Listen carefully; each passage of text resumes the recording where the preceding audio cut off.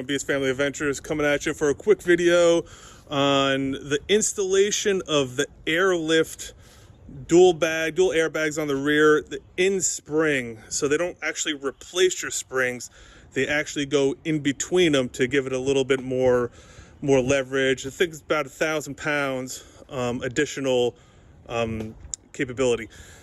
So just a quick video. As you can see, I already got it kind of propped up a little bit to give me a little bit the spring to uncompress, since I don't have a lift and I don't feel like really following the directions of airlift.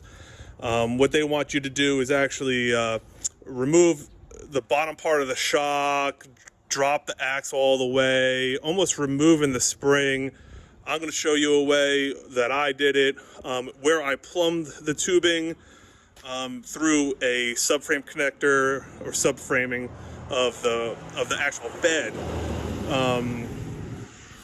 Truck just passed by, but I'll show you the way I plumbed it, where I put the Schrader valve to fill up the system. They do offer a air compressor with the system, or not with the system, but for an additional cost, of course, that you can adjust from an app on your phone. I went the El Cheapo route. Eventually, I'd like to do a compressor system on the Gladiator, but as of right now, I'm just doing the basic system. I think if I can remember, it was under $200. So this is a really good idea for any of you that have the overland setups with the big rooftop tents, the refrigerators and or coolers, or whatever you want, or even better with the trailer. So stay tuned, and hope you like the video. As you can see, I have it partly pulled into my garage.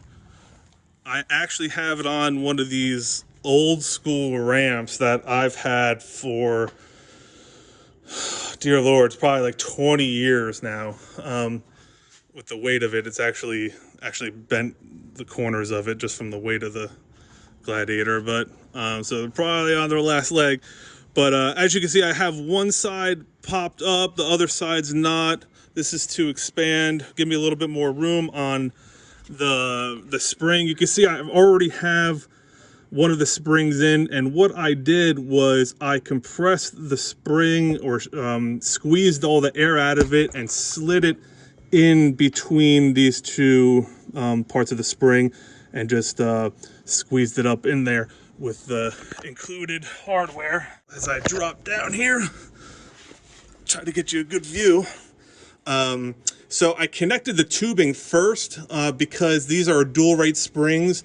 So I couldn't put the airbag in there and then put the hardware on. So I actually had to put all that stuff on prior and squeeze it up in there, and ran the hose. You can see that little shiny part of the tubing goes up through the spring location up on the top. And I actually plumbed it or fished it through this subframe for the bed, and kind of plumbed it through, and you can see it coming out. Let's see if I can get you a better spot. Coming out this side towards the passenger side spring. I did the driver side first because it'll all make sense when you find out where I put the Schrader valve, and try to save on some of this tubing. The way they want it to be done is actually plummet out on either side of the frame rails and kind of come back. And I've seen some people put it on some of these bolts for the rear bumper. I'm just not a fan of that, because these Gladiators are typical for dragging ass or hitting the bed, and I don't want to break the Schrader valve on an obstacle. So stay tuned. I'll show you where I put the Schrader valve. But right now, I have the driver's side installed airbag. Everything's all set up and ready to rock and roll. I have the driver's side airbag tubing plumbed through the bed, as I said. The next shot, I will install the T-fitting and the the passenger side airbag. I have to reposition the Jeep to give me a little bit more space in this spring. So the next time you'll see is with probably all that installed. All right, here's the second part. It is currently completely installed. I still have the Jeep popped up so I could get underneath to show you guys exactly how I did the tubing, where I put the T-fitting, and where I ran the Schrader valve. So as you can see, I have the passenger side all propped up. You could actually see the air spring in there, all ready to rock and roll. Let me get underneath there and show you guys the tubing from the underneath. All right, now I crawled underneath here, laying on my back, but you can see this is the passenger side right here. The driver side airbag is over there.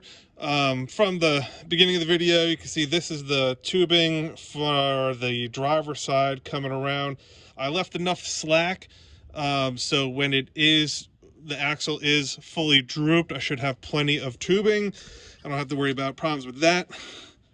With the passenger side, I went the same thing as the driver's side. It went up through the spring housing, came around and looped it up here so I could have some, you can see right here, this is going to the passenger side airbag to give it enough slack so when this is on full droop, I have enough tubing.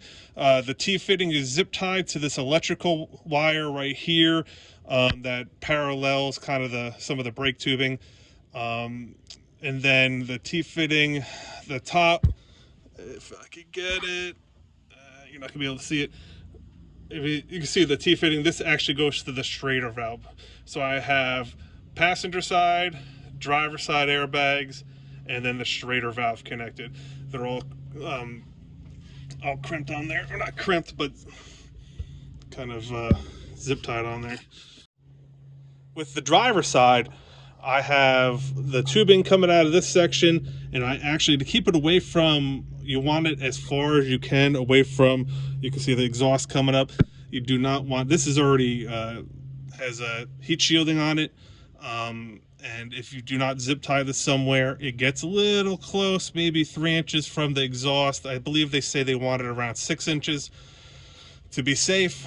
This is the tail section, so this obviously will get hot to the touch, but not as hot as a catalytic converter or anything, not nearly as hot. But so I zip tied it to this brake line right over here very loosely. You can see how it moves around.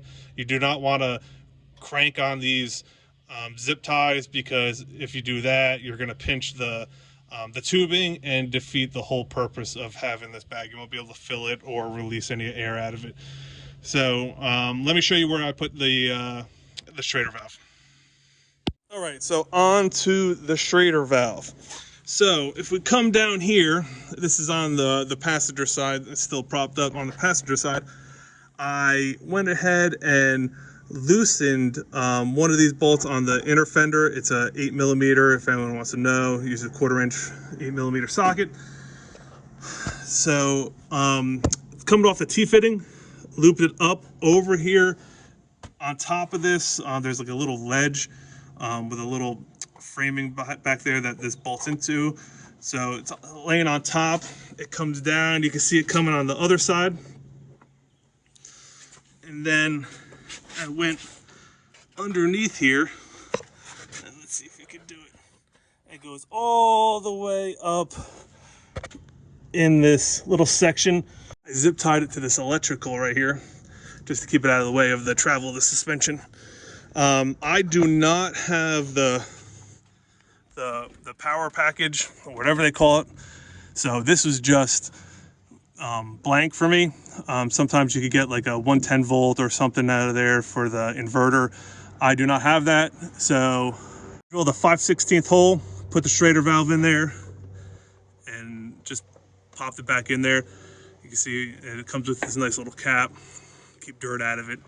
I'm not too concerned. I mean, obviously you have to watch out for any load that you have on here. You don't want it sliding and hitting that and breaking your Schrader valve or breaking the housing.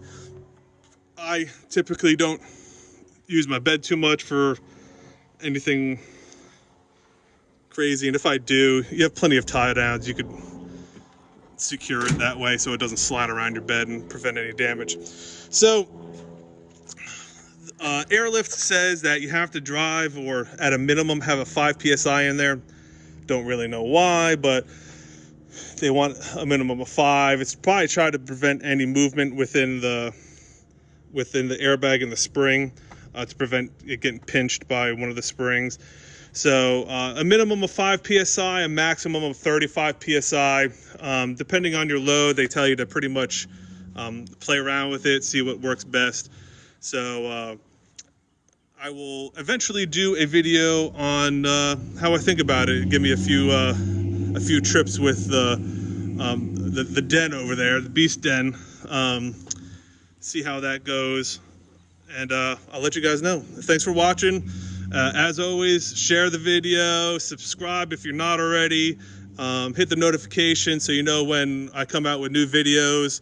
Sorry for the wind noise in advance. It's the wind picked up a little bit, but I have the trailer connected up. I have the bags up to 30 pounds, so it's about 5 pounds less than the maximum what's suggested. I measured from the top of the tire to the bottom of the fender before inflating and then after inflating.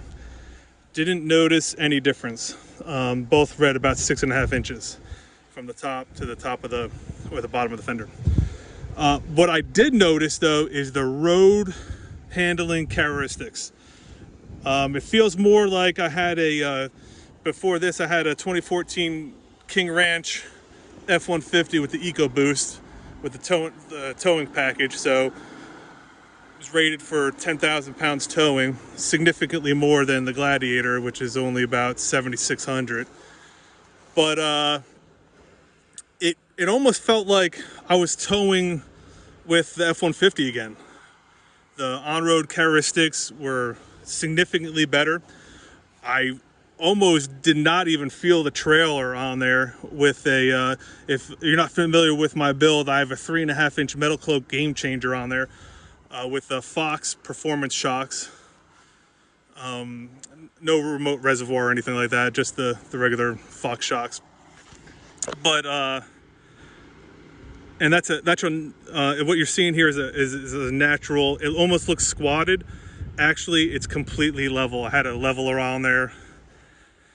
But anyway, yeah, it felt really, really good. Took it around the block, even took it on the main road, got up to about 40, 50 miles an hour. It feels really good. Without the airbags, the trailer used to push up on the truck and squat the truck a little bit, which would in turn get it a little uneasy to drive. When you hit a bump, when the trailer kind of comes down on the back of the tail of the Gladiator will squat and really unsettle the suspension in it. So with airbags, it nearly eliminates that whole thing. Bumps, it feels like it takes it. It's a little harsher ride, obviously. You could feel it a little stiffer in the rear.